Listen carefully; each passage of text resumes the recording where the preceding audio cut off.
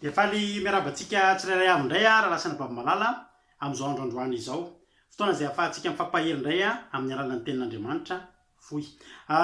Tenin'Andriamanitra zay hojerentsika dia ao amin'ny Matio toko fafito amby roapolo ka ny andiny fa 5:20 sy ny 6:20 fa mialohan'izay aloha dia vavaksika ho an'izany tenin'Andriamanitra izany. Jesosy misaotra anao zay satria noho ny fahasoavanao dia tafavoreto indray zay iaino ny teninao. Jesosy matoky amin'ity androany ity Jesosy fa isy vokany lehibe indray zao tenin'Andriamanitra zay hotoriana izao. Okenao amangy nisy ambatan'olo nisy tokantrano zay mandray an'izao fandarana izao.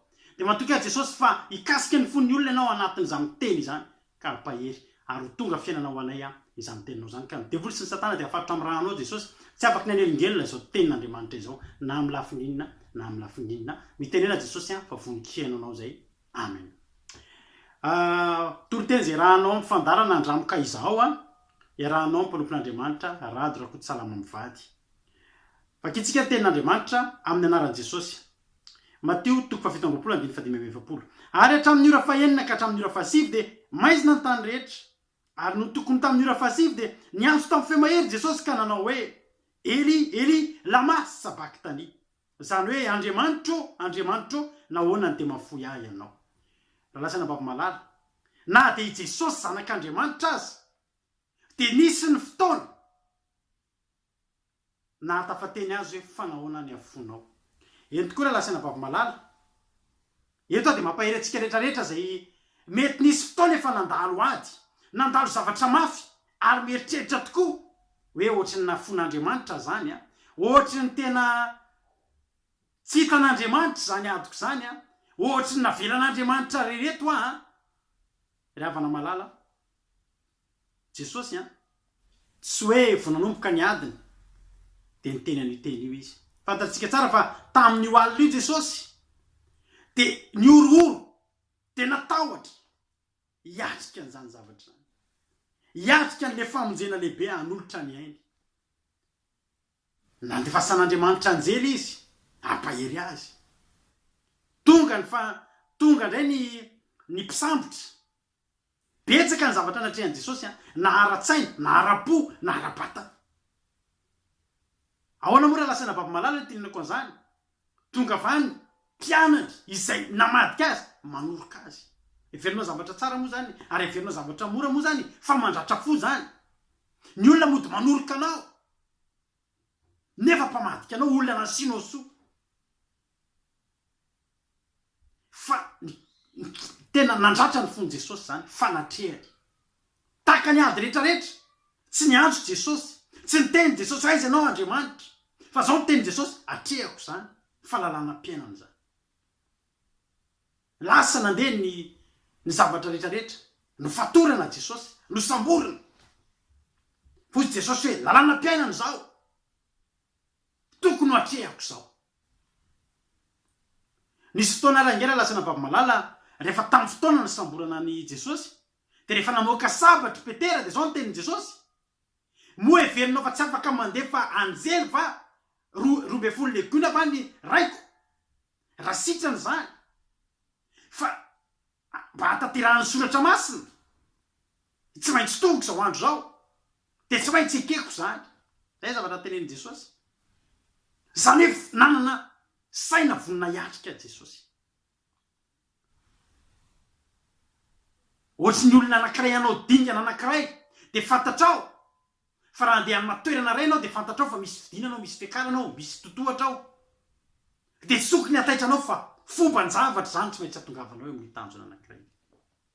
Inona ny zavatra nitranga nongotana ny volombavan'i Jesosy niatrehany zany nomena totondry izy niaretany zany nororany izy atao ahoana moa fa zay tsy maintsy atreha. Programan'Andriamanitra programany raiko ty ozy Jesosy nentina teo amin'ny fitsarany izy nampangainy izy fa zao ny teny Jesosy lalam-piainana zao tsy maintsy lalovako zao. Nomena didi-pitsarana nokapohana intsivy amin'ny telopolo naratra tena ny voatra fa ozy Jesosy atrehako ty tsy maintsy vitako ty nasena ny lanja ny azo fijaliana zay nafesatra tena vesatra niakatra eny amin'ny toerana anankiray eny atapy tendrombohatra atao hoe Golgota. Voy Jesosy hoe atrehako ty. Fa rehefa tonga teo amin'ny fotoana anankiray Jesosy raha lasa nababo-malala. Nanomboka teo amin'ny fotoana namatsiana ny tanany sy ny tongony. Naantona teo ambony hazo. Mialohan'izany mbola nalaina baraka Jesosy. Nesorina ny akanjony. Tsy nasiana hajany. Fa zao ny tao anatiny nanao hoe lalan'Andriamanitra tsy maintsy atrehako zao. Fa rehefa tonga ny fotoana anankiray raha lasa nababo-malala. Teo ambony hazo fijaliana Jesosy. Tsapany tena mafy ny zavatra zay nahazo azy. Ary teto dia azontsika an-tsaina ny hirifiry sy ny fijaliana zay nahazo an' Jesosy. Nangirifiry, narary. Niaritra teo ambony hazo fijaliana izy.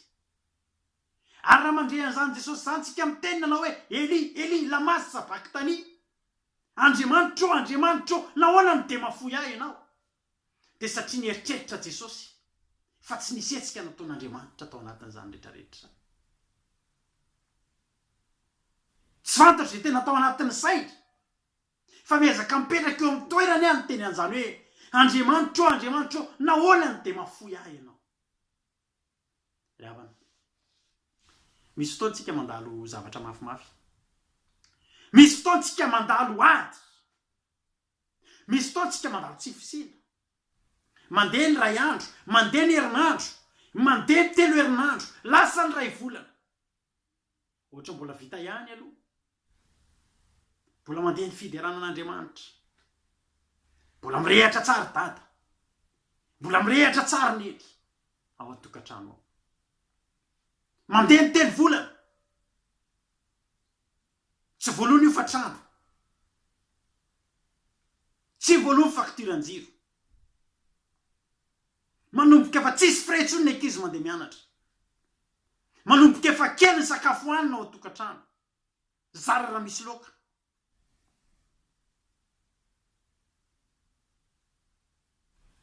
Ho avy mifandoava Nicolas sy ny sisa sy ny sisa.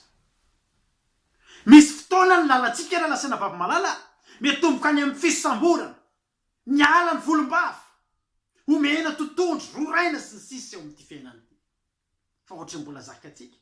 Fa rehefa tonga ny fotoana rehefa mianjanjo eo ambony hazo fijaliana isika. Mijalijaly eo ambony hazo fijaliana isika. Dia mba miteny tahaka an'i Jesosy koa tsika manao hoe Eli, Eli, lama sabachthani. Raha io nahoana ny de mafoy ahy ianao?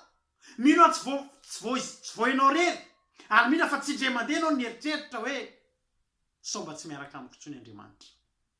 Sao dia mba nafon'Andriamanitra ary aho. Sao dia mba adinon'Andriamanitra aza ny fisiko.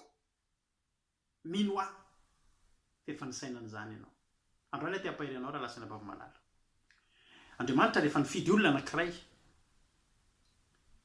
dia tsy mba tiany soloina iny olona iny. Ny olona no te hanolo an'Andriamanitra. Fa Andriamanitra tsy te hanolo olona. Ary Andriamanitra rehefa nifidy anao hanao zavatra anankiray dia izao no tadidio. Manana tanjona aminao Andriamanitra. Andriamanitra rehefa nifidy anao dia izao no tadidio. Manana tanjona aminao Andriamanitra. Jesosy teto nanan'Andriamanitra tanjona anankiray. Marina tokoa ny tenin' Jesosy. Fa mova tsy afaka nandefa anjely 12 legiona-Andriamanitra hamonjy azy. Mova Andriamanitra tsy nanana anjely hitazona amin'ny tanany miaramila mantsika azy. Manana Andriamanitra. Mova Andriamanitra tsy niafaka ny andefa fanamasina hikasika ny fon'ny mpitsara. Ka mety didim-pitsarana an' Jesosy. Didim-pitsarana tsara. Manafaka azy madiodio. Azon'Andriamanitra tao zany ary vitan'Andriamanitra ary tena tian'Andriamanitra manao an'izany. Raha lasa nababo-malala. Fa Andriamanitra nefa manana tanjona. Ary ny tanjon'Andriamanitra tiany ho tanteraka. Ny tanjon'Andriamanitra amin'i Jesosy dia izao. Ny ho faty amonjena ty zao tontolo izao ty ny zaka ny fahotany ty zao tontolo izao ty niakatra eo ambony azo fijaliana horetany ren-danitra fa maty ho amin'ny fahotany olona rehetra zay ny tanjon'Andriamanitra ny tanjon'Andriamanitra raha lasana vavamalala raha nijanona teo amin'i Jesosy tonga teo amin'ny fitsarana nafahan'Andriamanitra teo amin'ny fitsarana Jesosy manana tanjona amin'ny fiainanao Andriamanitra misy zavatra tian'Andriamanitra tongavanao misy zavatra tian'Andriamanitra tongavana miaraka aminao ary rehefa zay tanjo zay tian'Andriamanitra tongavana dia tsy maintsy tonga an'izay ary tsy maintsy miaritra ny zavatra rehetra izay ampandaloviny Jesosy mba tonga ny sitrapony tanteraka teto Jesosy dia niteny Andriamanitra nahoana no mafoy ahy ianao ry havana malala zay tokoa ny fahitany Jesosy nafon'Andriamanitra izy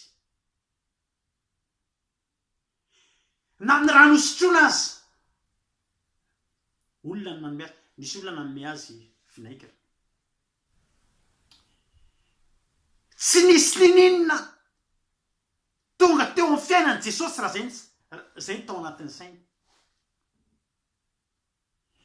mino fa teo izy mety nisy zavatra nangatahany tany anatin'ny sainy tany fa tsy fantatritsika moa zany hoe Andriamanitra fantatsika tsara rehefa miteny moa izy tamin'ny alina iny hoe esory aniko ty kapoka ty raha mety ary mino fa mbola nangataka an'izay izy hoe raha eo esory amiko ity kapoka ity fa ny zavatra nitranga tsy nesorin'Andriamanitra le kapoka ary zay natonga Jesosy miteny nanao hoe raha eo fanahoana ny mafoy ahy ianao misy amintsika mandalo ady misy amintsika mandalo fisedrana mamay amin'izao fotoana izao raha lasana vavamalala ary mangatakitsika hoe raha eo atsaharo zao adiko zao raha eo atsaharo ty ady lalovako ty fa tsy mety mitsahatra zany mbola tsy mety mitsahatra zany satria ny antony dia tsotra misy tanjona tian'Andriamanitra tongavana fa rehefa tonga ny tanjon'Andriamanitra raha lasana vavamalala inona zavatra mitranga jerentsika kely rehefa niantso tamin'ny feo mahery Jesosy dia nanolotra ny fanany any amin'ny fahadimapolo zany hoe teo ny